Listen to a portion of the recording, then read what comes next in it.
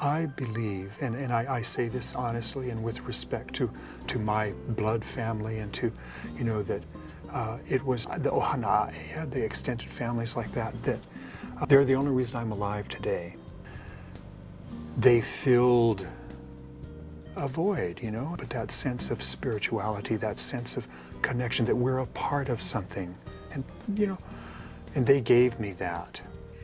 He's a researcher who connects the dots of places and people and cultures. Kepā Maly, Executive Director of Lānaʻi Culture and Heritage Center, next on Long Story Short.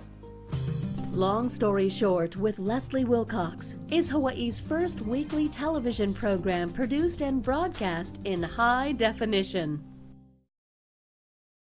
Aloha mai kākou, I'm Leslie Wilcox. Kepā Maly's remarkable story begins as a youngster living on Oahu, feeling disconnected. He had a different first name then. As a teenager, he was adopted by an elderly native Hawaiian couple on the island of Lanai. Taken under the wing of the Kaupuikis, who had already raised 16 children, Kepā learned the Hawaiian language. He welcomed a new first name and a new sense of belonging, and he fully embraced the cultural practices and values of his Lanai family. As an adult, Kepā Maly adds to the knowledge that his elders shared with him. For the past 3 decades, he and his wife Onauna have been documenting the stories of people, places, and history of Hawaii.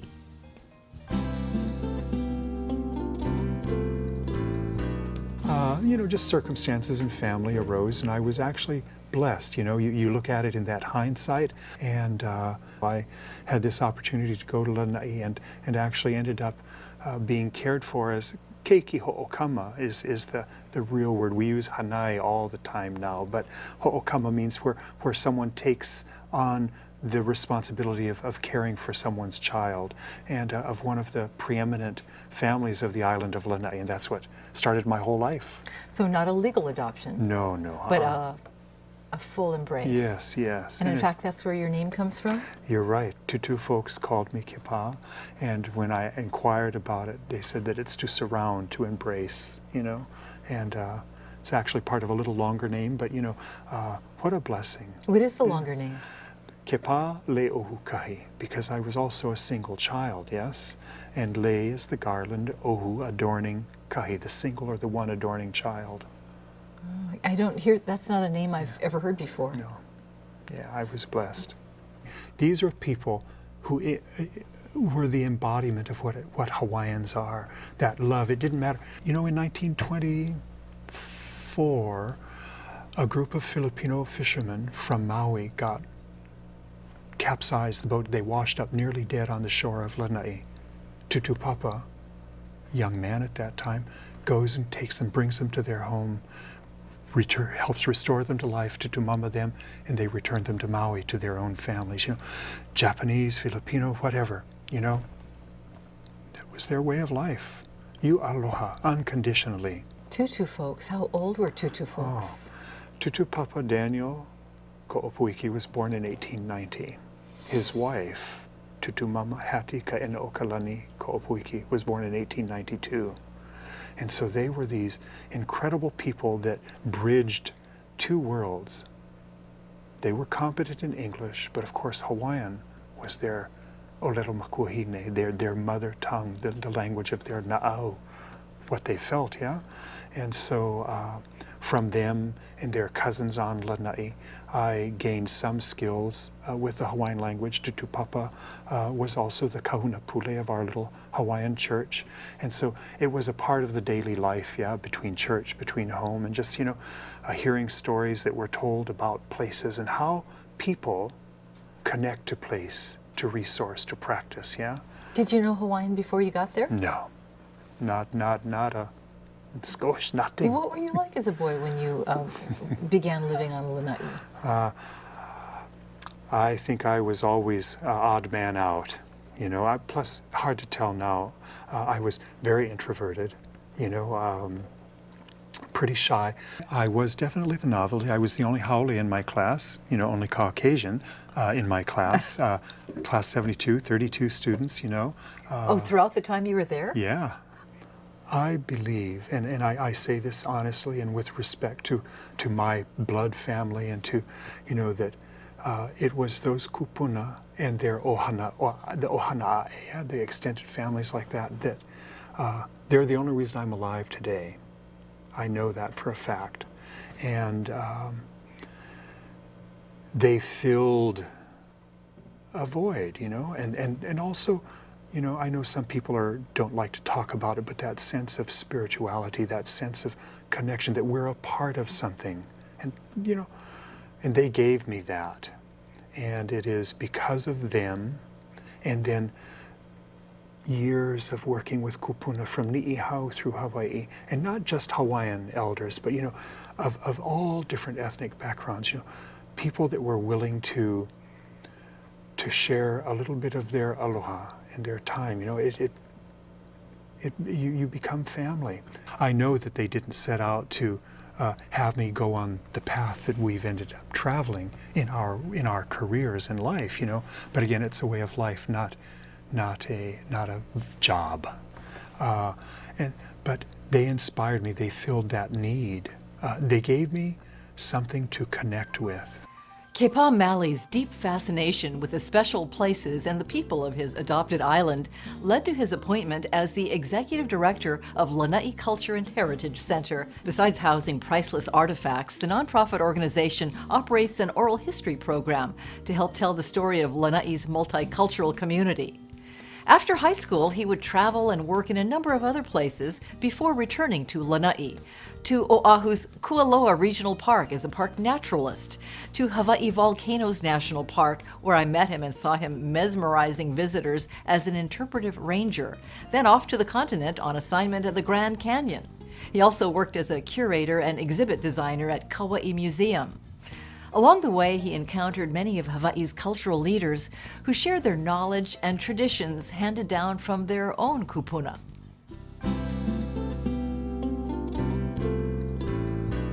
We're over there at Honau now, and there's this old Hawaiian gentleman sitting on the porch of his home right down at the Pu'uhonua, and I see this man, incredible face, this kanaka. And I look, I say, "Oh, aloha mai, pehe oi." And the old man looked at me, and then he just turned around and went inside the house. I thought, oh, I felt sad, I said, oh, well, here's one other haole, he just thinks, so. But it was so funny, because I continued walking around past his house, and from the back of his door, he called, hui, hele mai, hele mai. This old man was Apelehama Kaho'okaumaha Moses. Pure Hawaiian, but took the haole name Moses, because they're in that mission period time, the name Kaho'okaumaha could have had not a positive meaning, and so they took the name Moses. But Tutu Apelehama, we sat down, spoke. I actually went and stayed with him for a week afterwards, he and his wife. But what he said was, I heard your voice. You have a mana in your voice that other people won't have. And he said, what your people took away, you can help give back. And this is 75. That meant a great deal to me. And I believe your people took away, you can give back. Yeah. And I think that it's true, but we can't live our lives as victims also.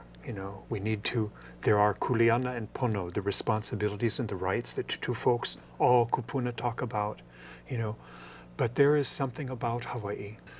I have no college education. I've taught at UH. My wife and I, Onaun and I, do ethnographic studies. We do the equivalent of, 7 or 8 PhD dissertations a year for historic preservation programs. But it roots back to our teachers were the people who wrote the books or who the books were written about. Onauna's kupuna was Mrs. Pukui. I knew Tutu Kawena before I knew my wife Onauna. Mary Kawena Pukui, Tutu Kawena, as you know, was this incredible woman, Hawaiian historian, bridging the late 1800s through the 1980s, She was a mentor of Auntie Maiki Ayu Lake, who in 1973, I had come from Lanai to listen to a lecture that Auntie Mikey was giving with Robert Casimiro as the dancer at that time at Maui Community College. I was already engaged. I loved the mele and hula, and I wanted some formal training. I had training on Lanai a little bit.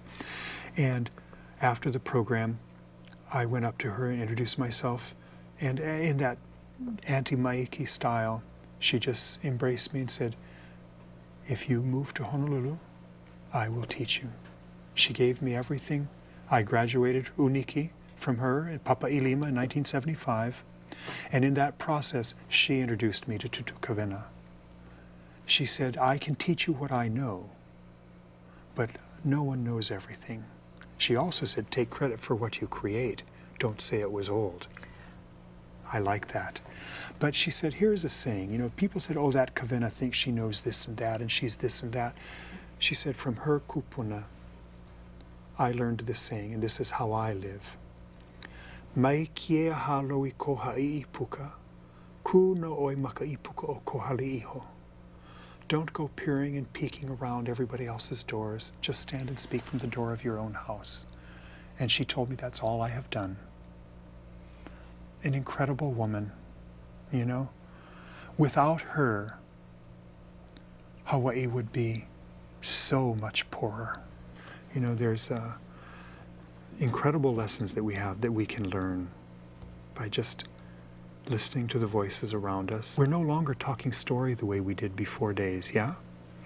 And these... We're too distracted, right? That's correct. And so we need to have this with people that can share the nuances, the beauty of life, and those things, you know, that make us stronger. I think the most important saying that I learned from Tutu Papa, and he must have been inspired to tell me this, you know, or maybe it was just in the way I acted, who knows, you know. The first saying, and the one that has lived with me throughout my life, and I'll take it to the grave with me, is "O ka mea mai ka I mā lama, o ka me me ki ole, ho'o ka wale aku." Keep the good, set the bad aside. Easier said than done. It is, but isn't great it? advice. It is incredible advice. Did you figure out how to do that? I believe I have. But of course, I also have a heart problem, you know, and it really surprised me when I had my first episode. So I thought, well, maybe I'm not doing as good a job as I thought I was, but you know. Of keeping stress away from your life? But genetics too, you know, so I can blame it on that. But yes, I believe, because you know, like you imagine today someone driving down the road and they left late. That's their problem to begin with, right? And now they're rushing to get somewhere they're going to be, and you know, all that stress that builds up, and it's useless, right, to get irate about it. So to folks, you know, keep the good, set the bad aside. And they could do that? They did, yeah. I think they had to. Lanai was a stressed island, particularly after Western contact. So if you became the victim, you know, waste time, yeah. And look at these people. They raised and they touched so many people's lives. Tutu folks told us, "Mai kaula'i kalima I kala." Don't put the palm of your hand up to the sun. "Huli kalima I lalo ahana, aloa a'oi ka'ai." Turn your hand down and work, and you will have food to sustain yourself. What a simple, basic value, you know? And our children aren't learning that. We're all learning this, yeah? Put the palm up. I want to share with you three cute twists on a saying. On Lanai, Tutu Papa taught me. Mai ka I kahana a kalima, ono no ka I akawa. When the hands do good work, the mouth has good food to eat. I like Cool, that. yeah, it is. You think about it, you know? Then I'm working with Tutu Kinolu Kahananui, later years, yeah, in Kona District.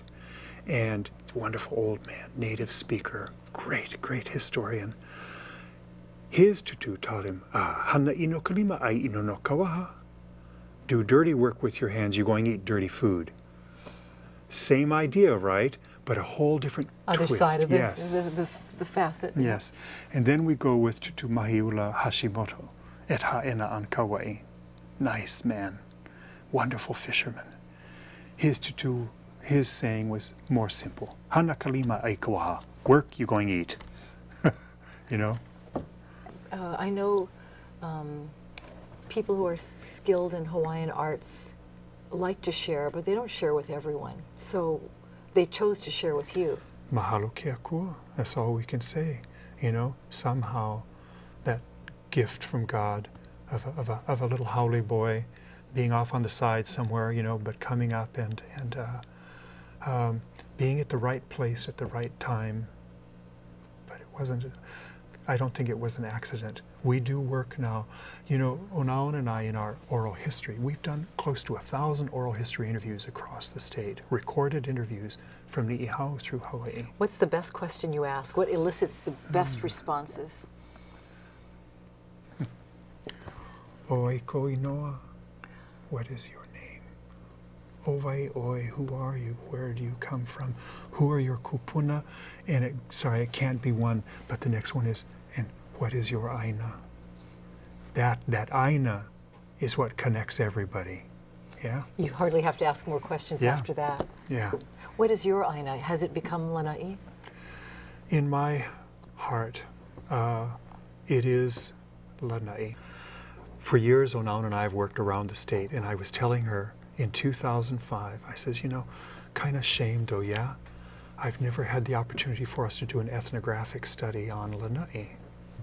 And in 2005, after I've said that, the first opportunity arises. And then we get asked by members of the community who were involved in a memorandum of agreement as development was being proposed and then developed on Lanai. I get asked by the community members, come home and help us make a museum. So Lanai is the home of my heart. And what is ethnographic? I'm sorry, I don't know. Well, you know, it's the collection of the stories of people. So, you know, archaeology, and, you know, I sometimes even disagree, you know, when we're working on the state process, you know, when they say, oh, this is an archaeological site, this is this. I say, it starts first as a cultural site. Archaeology looks at the biggest piles of stones and bones. Those are the things that are significant. But I can tell you that just a named pu'u, a named point, every place that is named has a story to tell.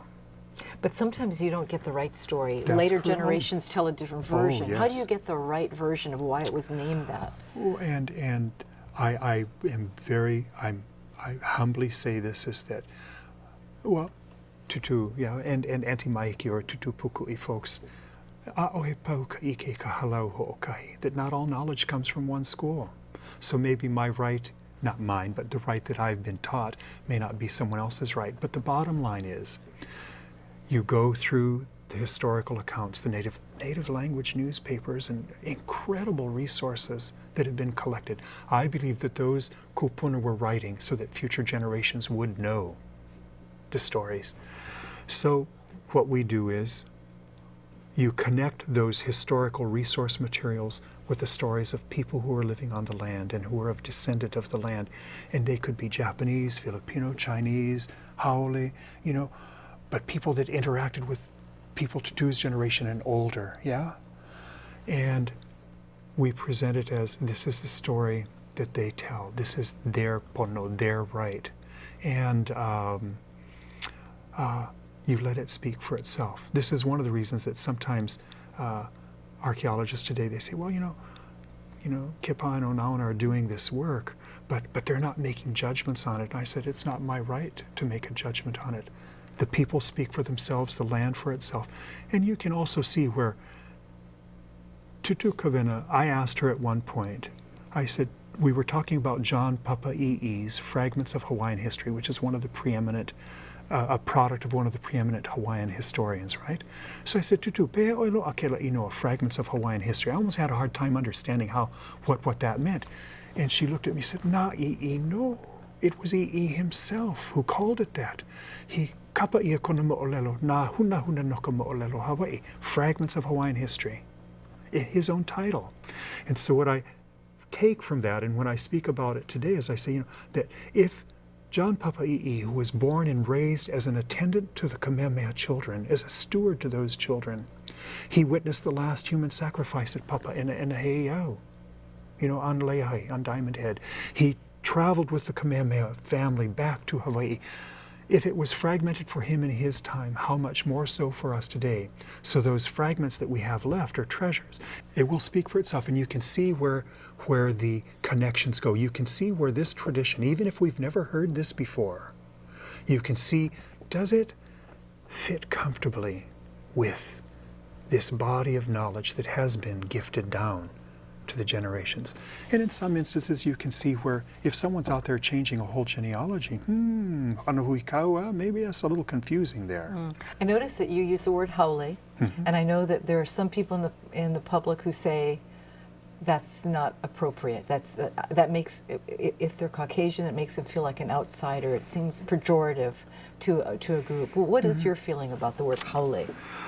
Well, and I apologize if I've offended anyone, but you know, it's very interesting. In the oldest context of the word, a haole is anyone who is not Hawaiian. Only Hawaiians are Kanaka. So the original context. Now, this is a good example of stories being passed down. So one of the families that's well known on Lanai was that of Charles Gay. And he married a pure Hawaiian woman. And his last surviving child, Auntie Venus Gay Holt, just passed away at the later part of last year at 106. Well, talking with Auntie Venus and then her older brothers, there's a story about how the word haole even came up. Two versions of the story. Oh, I'd love to hear. Okay. So, and these are family traditions, and I can't tell you that this is really what it means, because as we said, if you go to the dictionary, you go to old language resources, haole was anyone who was not Hawaiian. But Captain Cook arrives off of Kauai in 1778, and this is from Roland Gay and his brother Lawrence. And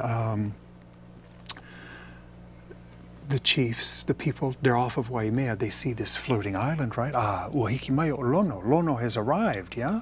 And the chiefs of Kauai send canoes out to greet these people and begin to offer them mele, chants, the genealogy. O kino e Lono I kalani. Your bodies, Lono, are there in the heavens. You know, it was Lono oi hu okuiaku o Lono na hoku e miha I kalani. It was Lono who caused the stars to be strung through the heavens. And the people on the boat, Captain Cook folks, sat there with no response. And the Hawaiians were pu'iwa. First thing, they run back because they see them hemo their clothes, take their clothes off like that, and all white skin underneath. They run back. One story is, he po'eha ole, skinless people. Yeah? The other one was, he po'eha ole, people who had no breath of life, because these life-giving chants that had been offered went unresponded to. Oh, that's where the no breath of life Yes. comes in. I see. So now you refer to haole, now you use haole to mean Caucasians, or do you use it for anybody not Hawaiian, Filipinos, Samoans? Yes, I do. Sorry, because that's how what I was taught the word means, you know, and I don't mean it in a negative way. It's just that we're not as lucky. At home and at work, Kepā Maly's partner of over 30 years is his wife Onauna. Their business, Kumupono Associates, mirrors the efforts of Onauna's grand aunt, the renowned Hawaiian scholar Mary Kavena Pukui, whom you heard Kepā mention. Since the business's establishment in 1995, it has completed more than 300 ethnographic studies and conducted more than 500 oral history interviews. Lots of stories. And then there's the love story of Kepā and Onauna Maly.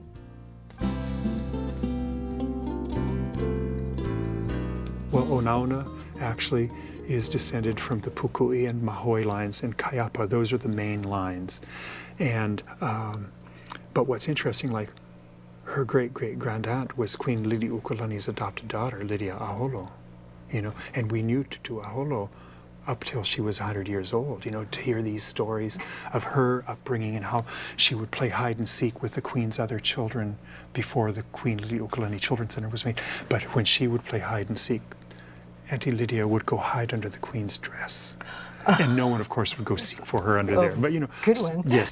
So what happens is, now I'm working at Kualoa. We've opened Kualoa, and Onauna's mother is a teacher at Bingham Track School.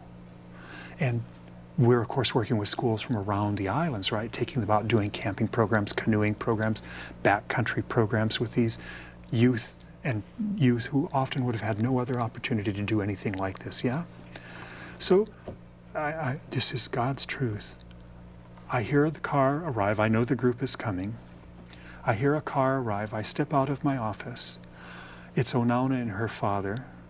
Onauna opens the door of the car, steps out. Kane Hoalani is the highest peak of the ridge above Kualoa, and the sun is setting above it.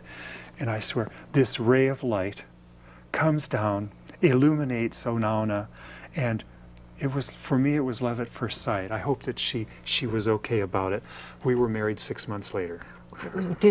Have you asked her what her impression of you at first sight was? She loves me. I'm blessed. And that had never happened to you before, Never. right? This is not a common occurrence No, for you. no, not a common occurrence at all. This light bathing. Yeah. It was, to me, it was like, wow, you know, and we chuckle about it all the time. And when people ask us, this is our story. Kepā Maly continues to work to maintain a sense of place and balance on Lanai and in Hawaii. The man who once was an alienated kid has made it his life's mission to find and share connections in our island home. We'll hear more from Kepā Maly about his spiritual connection to Lanai on an upcoming episode of Long Story Short. Thank you, Kepā, for sharing your stories with us. And thank you for watching and supporting PBS Hawaii. I'm Leslie Wilcox. Ahui ho kako. For audio and written transcripts of this program and all episodes of Long Story Short with Leslie Wilcox, visit pbshawaii.org.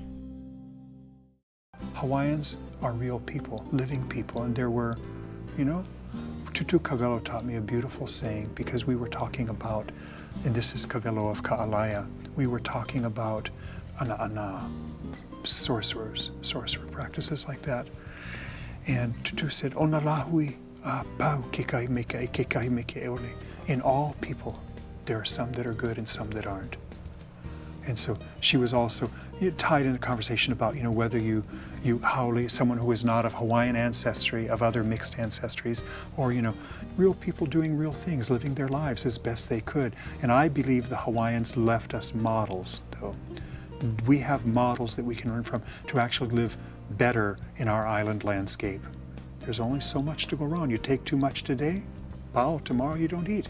That idea, ola ka'aina, ola ke kanaka, healthy land, healthy people. Yeah? Enough is plenty. Yeah, that's right.